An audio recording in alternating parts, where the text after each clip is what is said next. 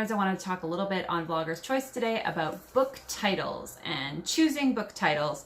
Now, obviously, I like book titles that are on the extremely long side, and sometimes I will confess they just sort of come to me, which is not exactly helpful for an advice video, but usually I do pull them out, if not directly from the text, bits and pieces of the text. So obviously she paints portraits, and the phrase deadly, strange and deadly, is used at one point in the book. So that kind of stuck in my mind as something that might make a good title. And then I just kind of played around with the sentence. My next book, The Sad State of Emmeline Black, was actually a sentence that was used specifically in the book. So somebody says in the book, now isn't that a sad state of affairs? And that also kind of just stuck in my brain, and I went, sad state of affairs, the sad state of Emmeline Black. And I really liked it as something that sounded kind of similar to the tongue-in-cheek kind of macabreness of the book.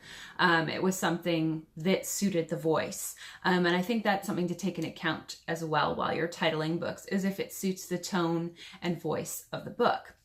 So for those of you that aren't sure, I'm going to go through a few more tips of ideas that you can brainstorm while you're trying to think of a title. One of the most simple titles and most effective is the call, I think, because a good title should make you either sit up and take notice because it's beautiful, or it should raise questions. And the call raises questions because you go, okay, what's the call? Who is being called? What are they being called to? And of course, that's the theme of the whole book. It is another thing also to sometimes take from an event of your book, like The Hunger Games, The Call, C.S. Lewis's The Last Battle.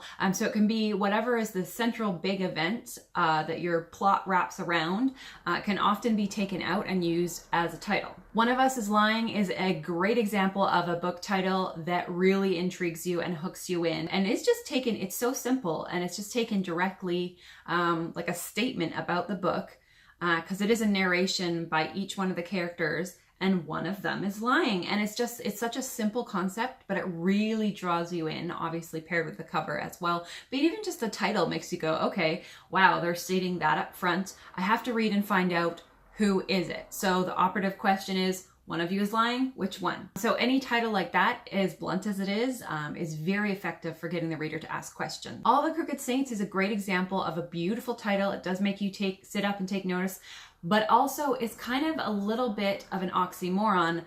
Crooked Saints, it makes you go, okay, who are these crooked saints and why are they crooked? So not only does it have a little bit of that ask a question element, but it's also just like it sounds good coming off the tongue. So it is a sit up and take notice and an ask questions title, both at the same time. And if you can get the best of both worlds, you're definitely on the right track with a title. The Winner's Curse is one of my favorite titles. It's a turn of phrase that is kind of beautiful, and it also is actually a philosophical idea, I guess, and it goes into it a little bit in the book, the theory of the winner's curse, which is actually really fascinating. And the book actually made me look up this philosophical theory, but also it just, again, sounds good. And it does have a little bit of that, okay, oxymoron, like winner's curse. Why is the winner cursed? So again, asking questions. But the biggest tip I have to finish off this video is don't sweat it. Really, I know I remember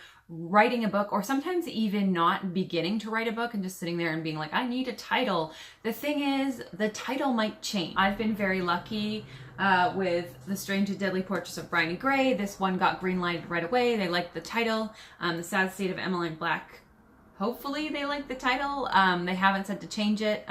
So I have got to keep my title so far, which I feel like from what I've heard is a little bit more on the unusual side. In any case, it's very common for an agent or a publisher to ask you to change your title. So again, don't sweat it too much. Don't worry as much as I worried when I first started out about having the perfect title, because it might change anyways. Don't forget, 7:30 Eastern Standard Time on Sundays, the WordNerds have our live chat, and we would love to see you there. Thanks for watching, and I'll see you nerds next week.